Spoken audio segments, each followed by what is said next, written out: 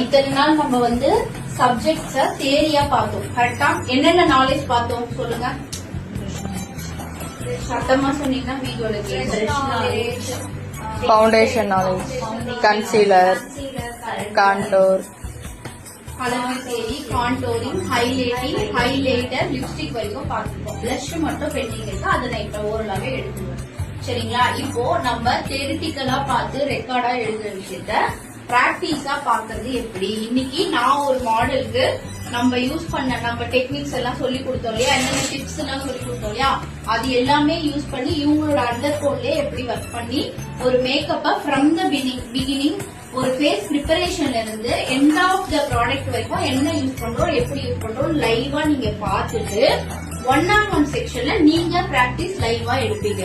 கரெக்டா? நான் ஒரு மாடல் பண்ணுவேன், நான் மார்னிங் பண்ணுவேன், ஆஃப்டர் லஞ்சுக்கு அப்புறம் நீங்க என்ன பண்ணுவீங்க?